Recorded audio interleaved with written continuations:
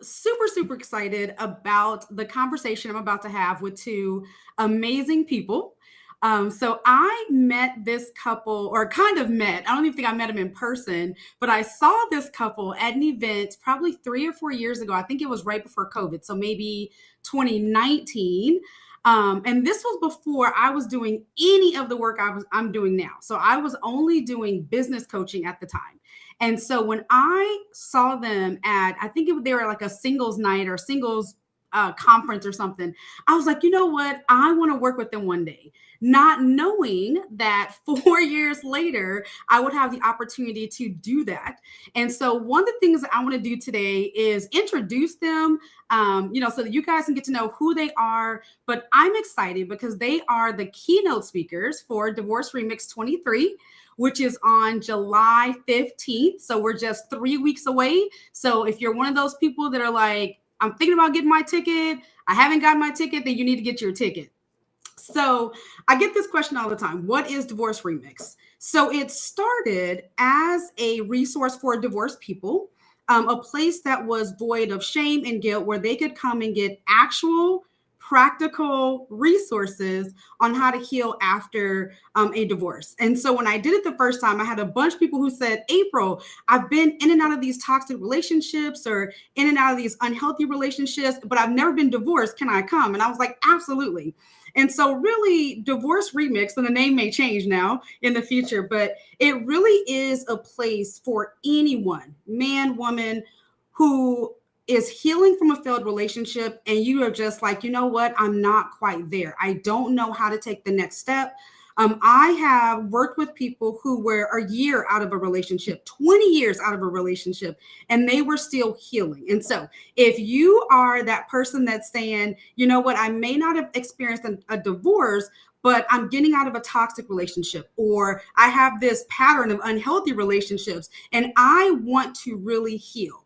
I want the joy and the freedom of true healing, then you guys need to be there on July 15th. So let me introduce my guests. So my guests are Kenyon and Taccara Martin, also known as Ask the Martins. And so that's how I got to know them, is through Ask the Martins and their amazing podcast. But they are relationship experts. They are storytellers. They are authors. So they're all these amazing things. But at the end of the day, they are two wonderful people that are just knowledgeable about relationships and how to do them the right way. So welcome, Kenyon and Taccara. Thank you. Thank Thank you for you. having us. Thank And you. I'm not ignoring you. I am just simply sharing this to our followers on Instagram, Appreciate so they it. can come through. So I promise you, I'm not, being rude and scrolling. No, no, I know you're not. So I am so excited to have you guys with us in July. I wish it was in a cooler month, but In Phoenix. But thank you, in Jesus. Phoenix, I think the weather next week we're supposed to hit 114. So Awesome. yay, summer is here. So I want to ask you guys this question. So I had a conversation with Takara probably a year ago, and Yeah. I was like, "Hey, I'm doing this event. I know you don't know me. I know I don't. We've never interacted, but you said yes." And so I want to ask you, why did you guys say yes to be a part of this event? So I think one of the main reasons for that saying yes is that we don't see events like that often. Many events, especially faith-based events, are around procuring a mate or maintaining a relationship. But very few, if any, that we've run into deal with healthy rebound or healthy healing from broken relationships. Mhm. And when you couple that with a faith-based mentality or sensitivity, you really find that there are a lot of people who are underserved in the faith-based community that needs that kind of help. And so it was kind of our um it was to our excitement Yeah. to be able to be a part of another venue or another platform that was offering that kind of help. Right. And we love y'all. We love Pastor Sean Moore. So it was like, I mean, duh. Yeah. like like anything with our extended church family is always, Mhm. help us. Yeah. We're gonna love it. We're gonna say yes. Yeah. So that warms my heart to hear that, because when I first thought about this event, my first thought was, don't nobody in church want to hear about this. We don't talk about it. No one's going to come because we don't talk about it from this perspective. And like you said, Kenyon, a lot of the resources that we find in faith-based organizations, it's you're single and you are trying to date, or you're engaged, or you're married, and there's a plethora of resources. But I share with people two of my divorces. So those of you who know my story, I've been divorced 3 times. And 2 of my divorces, I was either actively volunteering at a church or employed at a church. And the resources that were available, to be honest, were null. They were very supportive, right? So we'll pray for you and pray and go to therapy, which is good. I'm not knocking therapy. Go to therapy. But it was like there was no other resource to help me live past this event. Or once I felt like the healing was done, like, okay, I'm healed from this, what do I do now? And Mhm. so I'm glad that you said that, 'cause that's a big reason why I do what I do. So you guys are just so knowledgeable about relationships. I love it. I follow you guys on Instagram, the podcast. It's great. So why do you guys do the work that you do? Oh, so I think this is always a tricky question because we really did get into this completely by accident. Our original goal when we first started to help people was really to help people in marriages and relationships and help them strengthen their marriages. And we're going to save all the marriages in the world. And the more we began to talk to people, I think just probably the same way that you kind of happened upon the work that you do is that people were, whether they were in a relationship or not, there was a strong pull and a strong call for healing, and nobody was really talking about it outside of the supernatural. And while we fully believe in the strength and the power of what God can do supernaturally, there is a practical process to healing because God desires us to learn so we don't have to go through these things again. And so what we began to find is that nobody was really talking about it to this degree from a Christian perspective, as Kenyon talked about. And so that's how we really decided to kind of really just answer the call. And the call, it wasn't spiritual or spooky. It was people literally reaching out to us saying, "Hey, I'm broken and I'm bleeding and I don't have any resources to help me." And we were just like, "All right, well, let's dig in. Let's do it." I love that. I do feel like that, there is a space for all of us, right? And everything that we're doing, it is, like you said, answering the call. So for those of you who are out there and you're like, man, I'm not sure about my purpose, I'm not sure about what God is calling me to do, it could be that one little thing that someone keeps asking you about, or that thing that you keep seeing out there and you're like, man, I wish someone would do something about that. Yeah. Do it. Do it. That's how I got into the work that I was doing. After my healing journey, God was like, look, people need this. And I was like, that's great. They can get it somewhere. And Somewhere he else. was Get like, somebody else to do it. right. They can go get it somewhere. And he was like, no, no, you're going to give it to him. So when we talked back in, I think, February, Mhm. you guys came out to Phoenix and you graced me with doing a podcast, which I love. We started talking about healing after those broken relationships. And so you mentioned something, Takara, that I think is very important, is that a lot of times we depend on the supernatural healing, which happens, right? But we also have to do the work. So why don't you guys share why it's so important to do the work, those practical things after a broken relationship? Okay, so one of the important things about that is that no one talks about the work. Mhm. It's like people point towards get help, get healing, get this, get that. Yeah. No one accesses or addresses the how. Mhm. Right. And so now, not only do we have an intangible pain or an intangible wound, now we have intangible answers that are fluffed up by go to the altar or the supernatural process of it all. When really, to be honest, a lot of the healing takes place in the process of learning, recuperating, figuring out what happened in the past, unlearning some of the toxic behaviors and attitudes that we had previously, unlearning what we were attracted to, what we were attracted to, unlearning who we were in those toxic situations, but also relearning our own innate value, relearning who we are and why that was no good for us, and then really kind of allowing us to walk into a new place, a new purpose, a new perspective, and what relationships bring and how we can actually interact in relationships, as well as the understanding the kind of relationship we want. Yeah, and if I can just piggyback off of that too, I think um a key reason is so we don't keep up and ending up in these relationships. April, my story is not that different from yours in terms of, being divorced multiple times. And of course that came with shame, of the whole stigma of divorce, but it also came with almost like a reckoning with myself. Like, what was I doing? Where was I at that I kept on finding these same types of people leading me to the same broken places over and over again? And so I think if you don't seriously examine where you're coming from, if you don't seriously examine the people and even your past, including your family, and why you're attracted to certain types of people, then you're going to continue to end up in these situations over and over again. And it's never going to resolve. And then it leads to you feeling like, okay, well, it's just me. I'm a failure. So I'm going to just accept this. And I've seen this way too many times. And you become desensitized to the hurt, or you become a person that becomes callous and decides to start hurting other people the way that you've been hurt in your past, instead of taking some of that accountability. Oh, that is so good. That is so good. I love that you talked about reaching back into our past.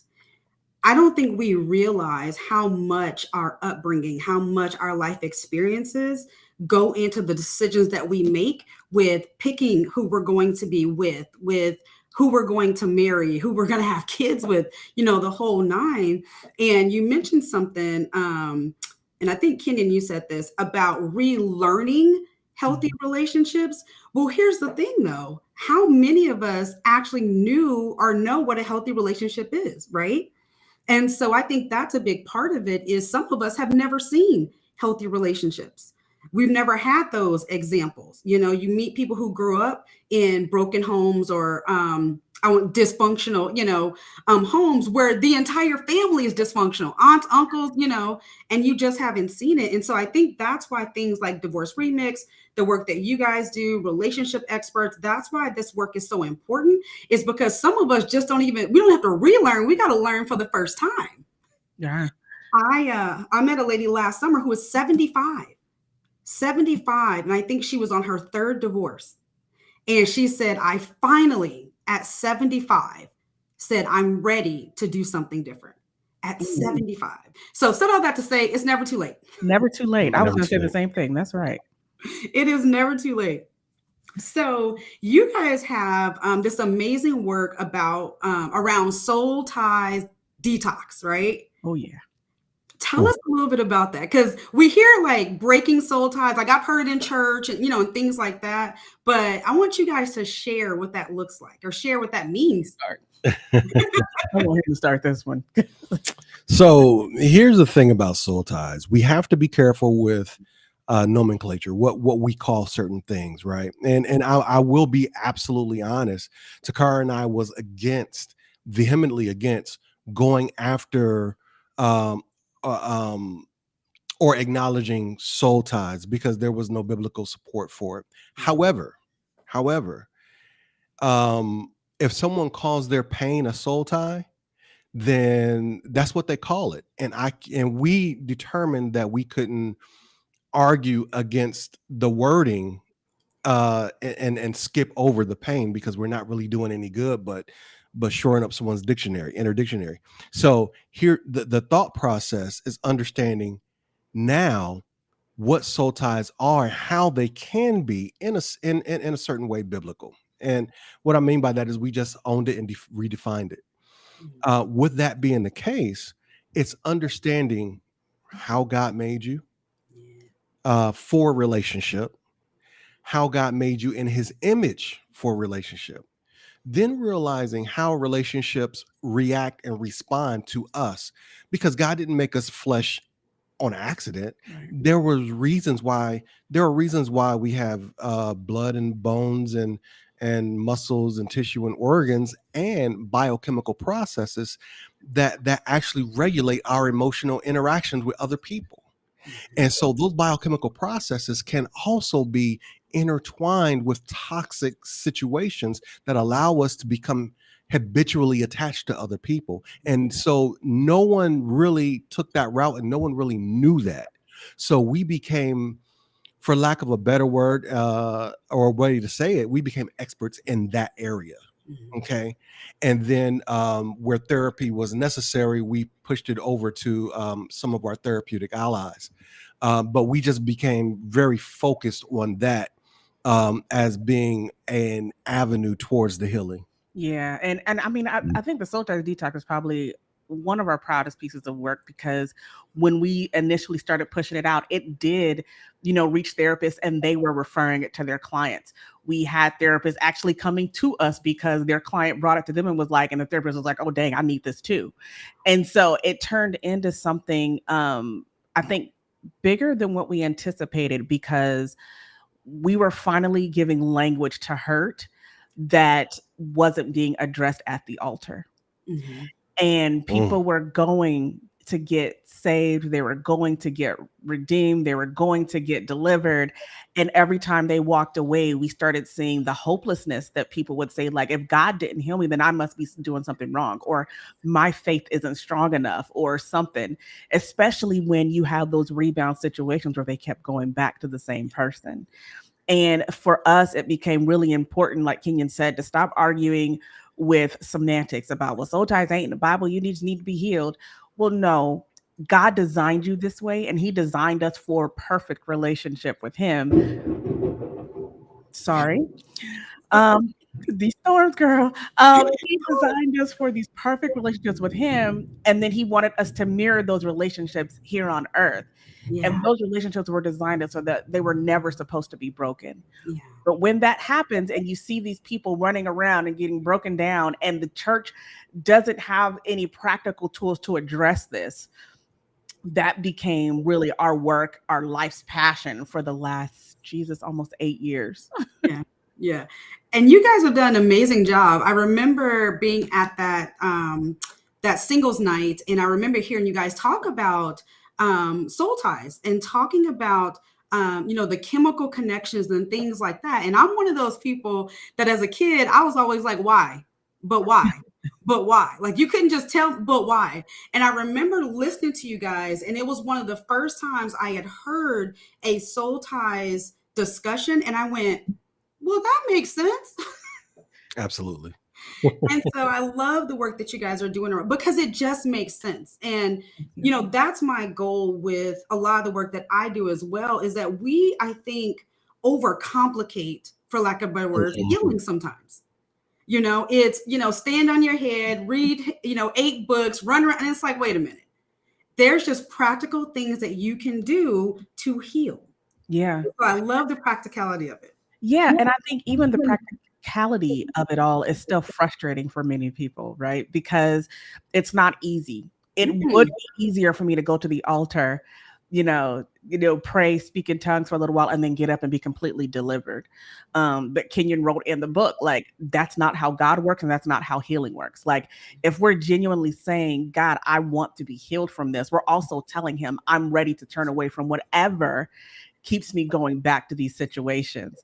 And so the work itself, I think a lot of people don't like talking about the work, and they like to stay airy and pie in the sky, because then you have to turn around and tell people, hey, sis, this is going to hurt for a while. Hey, this is messy. And there are going to be days where you feel great and amazing and awesome. And there are going to be days where you don't want to get out of bed and you don't know how to even get up and make your kids breakfast in the morning. And so it's that sort of thing where it's like, well, shoot, I'm literally, how do I win in this? If God is a miracle worker, why can't I just pray and say 3 hallelujahs and get done with this? Because God wants to make sure you learn from this. Come on. Absolutely. Absolutely. I think really, to be honest, if I'm to be super frank here. Be super We, honest. we've been taught to have a drive-through faith. Yeah. Listen, And we want to drive by the altar, get what we came for, and leave. Yeah. And it's unfortunate that's the limit of discipleship that we've been given. Mhm. When really God is extremely pragmatic, extremely pragmatic. It's like just biblically and how he handled everything in so many, even when it comes to supernatural things. Yeah. It really it is really interesting if you watch all the supernatural and all the miracles and everything that happens within the word or within the Bible, that there's always an alternative, or not alternative, but there's always an additional reason for it Yeah. outside for the immediate or direct healing. And so what people are missing is the practical God. And if you miss a practical God, you'll miss a God who's actually present with you during that hard time. And so we have to, and a part of this, a part of your ministry and your service, to be honest, a part of your service, a part of what we do is we also reacclimate people to a father who wants something better for them, as well as how to walk in that, how to grow in that, how to understand that, how to understand themselves. It's going back to the manufacturer. How do I turn this on and turn this off? man, Mhm. listen, really quickly. Let me just jump in real quick Yeah. because he mentioned something that even in the Bible, even there are spiritual practices that still have very practical properties and practical reasons for them. And we'll take fasting, right? Um in We have a chapter in the book in the Soul Ties Detox called The Flesh and the Fast. And it's basically we're taking you through a situation where, oh, it's hard. You got to get rid of everything. You have to go through and like literally physical stuff, text messages, anything that you can continue to go back to that will make you believe or have you reminiscing on the good times. We make you completely wipe it out. And that's why we call it the flesh and the fast. And we encourage even a fast in that process if you so desire. But when you look at fasting in the Bible, it was like absolutely there was a turning down the plate, and there were very spiritual reasons that fasting were instituted. That's one thing. But if you start looking at, medical science, there are very healing and restorative properties that begin to happen within your body when you do not eat and you rejuvenate. And what people fail to realize is that by turning something away, by putting something down, by saying no to people, places, food, you are actually giving your body, in our cases, your heart, time to rejuvenate and get back to a healthier place. But it's gonna hurt. Hunger hurts. Starving the body for what it wants hurts. But you know what? In the end, it's gonna be so much more worth it at what you get on the other side of that. That is so good. Yes, yes, yes, yes. I love. Like I'm like I want to go read the book again, right? But that's so true. When we find people who are in this where you meet someone, it's like, well, we've been off and on for 3 years or 8 years or what? Mhm. Child. You have to do those drastic things. One of the examples I use is Naaman and I believe Elijah in the Bible. And Naaman was sick. And he went to Elijah and said, hey, I need you to heal me because I know you can. And Mhm. Elijah said, great, go bathe in the dirty river 7 times. And he was like, no, I'm not, I'm not doing that. I want you to snap your fingers. And so I think about healing in that way, that sometimes there are things, dramatic things, hard things that God is going to tell us to do. And we're going to have to do them in order to receive the healing. One of the things that I had to do was with my daughter's dad. There were some things that I had done to hurt him. Now, I left for a reason and I don't regret leaving, but there were some things that I had to do to apologize to him. And this is 15 years later. So 13, 14 years later, after we had divorced, and God was like, you need to apologize. This is part of your healing. And I remember when I apologized to him, he said, April, he said, I've been waiting all these years to hear that apology. Wow. Now, he had never treated me any differently. We had a great relationship. I didn't know it had bothered him the way that it did. But what that did for me, that was part of my healing. And I could have sat there and said, God, I'm not apologizing. I left and but in that moment, there was a weight lifted off of me. And so there are those things, fasting, there are those things, breaking ties, not calling, not seeing, that we're going to have to do. And it's going to hurt. Another thing I think about is scars, right? Scars remind us of what not to do. Mm-hmm. If you do something, I joke with my daughter, she's 15, and when she goes somewhere, I always tell her, don't do stupid stuff. Like, before you do this, ask yourself, is this stupid? But sometimes we do dumb stuff and we get hurt, we get scars. When we look at those scars, it reminds us of what not to do. Mm-hmm. And so sometimes we want to be healed without the scars. And those scars are a reminder, like, don't go back to that. That's going to hurt you. Especially, and I think healing without the scars is much more appealing nowadays because we're also in a very aesthetic time in the world where we can use a filter and cover something up. Yeah. Oh, that's good. And what kind of filters are we using to cover up our pain and our hurt in our lives? Because as long as we can do that, as long as we can use a filter to hide, we'll never fully see what healing can look like for us. Yeah, that's good. So, we're talking about soul ties and detoxing from them. Another topic that you guys have touched on in your work is toxic relationships. Mm-hmm. And we've heard that term, I think, thrown around pretty loosely, I would say, in the last, everything is a toxic. This was toxic, that was toxic. But if you guys could just give a few descriptors of what does a toxic relationship look like? A toxic relationship is not a relationship where you have disagreements. It's not a relationship where you're aggravated or frustrated sometimes, or you're going through a bad cycle in your relationship. That is not a toxic relationship. You could consider that a toxic time, but toxicity is more or less a consistent, abiding presence within a person or persons that continue to create an environment that is hard to live in. Look at the actual definition of toxic. You have smoke, that's toxic. I can't breathe in a house that's full of smoke. You have different things that you eat that may be toxic. I can't live and consume this thing consistently and still live.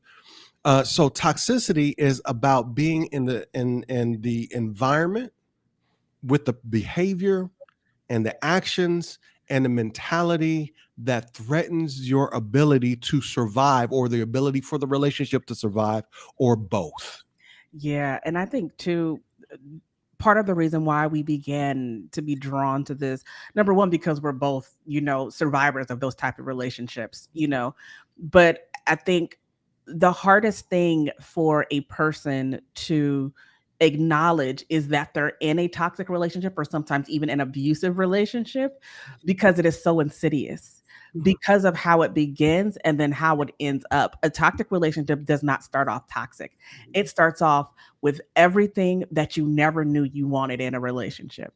And it is lovely and it's beautiful and it's exciting for most of us. There are some that don't, that automatically start off right away that are crazy. But for the majority of us who have ended up in these types of relationships, it did not start out as something that we would consider a red flag. And that's how it's so easy to fall into it. And so where, I come from, as far as leaving, the last relationship that I was in that was very toxic, I had to have my therapist tell me that I was in a toxic relationship because it was something that I could not give language to. I was just feeling crazy all the time. The passive aggression, I didn't know what to call that. All of a sudden, the mood of the house would shift for no reason at all. There are things that happen over time insidiously that if you isolate certain incidents or behaviors, it just seems like you're living with somebody who has a bad day sometimes. Yeah. But if you're living in and learning to function within that, not only does the relationship begin to intoxicate you, but then you sometimes become toxic yourself. And so it's important. It was important for us to begin that work and working, even understanding toxic relationships, because a lot of times we were meeting very powerful, very successful, very strong women who were like, what the heck? I am too smart for this. I make too much money for this. Right. And how dare you tell me that someone has been able to take advantage of me to this degree, because I should know better. And so it's really been the work of helping people identify these behaviors. Once you're out of them, absolutely. But then now, how do we spot them before we get too deep into something that then we won't be able to escape without proper intervention? Yeah. Yeah, I'm glad that you guys explain that. We think about things like dysfunction, right? And dysfunction in and of itself isn't a bad thing. Dysfunction just says something is occurring that I need to pay attention to. When it's a bad thing is when dysfunction becomes normal. Yeah.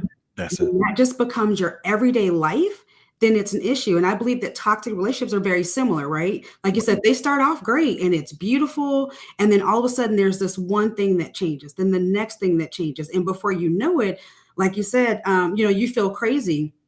I talked to someone a few months ago and I watched her change in a relationship from the outside, watched her from day one of, oh, I reconnected with this guy and, we're doing this now. And I'm just like, okay. And then all of a sudden I saw her behavior change and her communication change. And so I called her a few weeks ago and I'm like, hey, I haven't seen you in a while, haven't talked to you in a while. And she literally said, I feel like I'm going crazy. Mm. And she started to tell me the things that she was feeling, the things he was doing. And those were her words. I feel like I'm going crazy. Yeah. And this was a person 6 months ago you would have never thought would have been in this situation. And so, yeah. So I don't want you guys to give away any more secrets because if you guys want to hear the secrets, you got to join us on July 15th. But before I go, so this was the first year that I did open up the event to men. So it was for women only. But then I had men who reached out and was like, hey, I need this help too. So Kenyon, I want to ask you, why should a man attend something like this? So that it's a big step for men. It really is, because you're walking into a place where women usually occupy. So automatically you feel emasculated, right? But a man should show up because he has to understand he hurts. Men hurt, we just don't hurt the same way. We feel pain, we just deal with it differently. And so if there is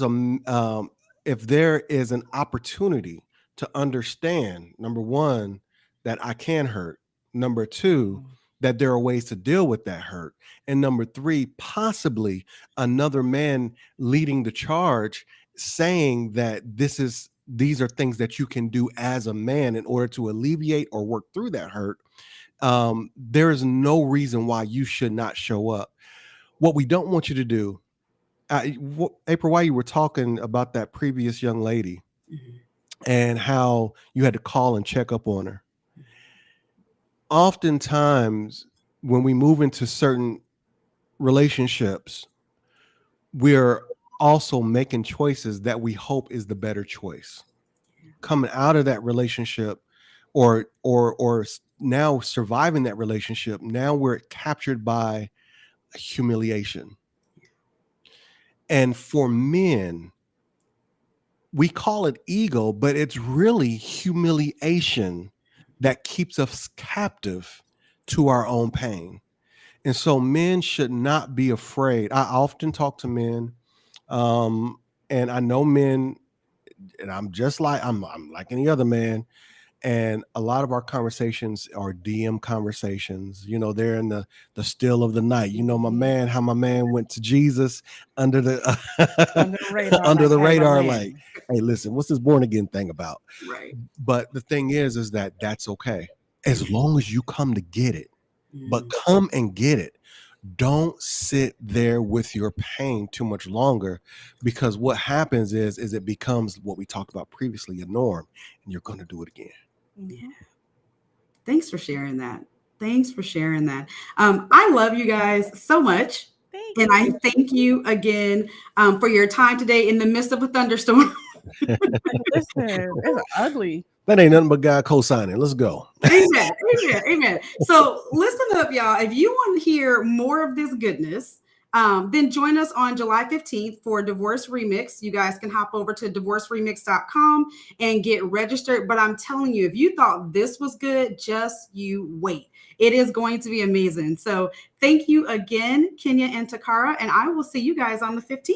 Yes, you will. Looking forward. Thank you so much. Have a good night.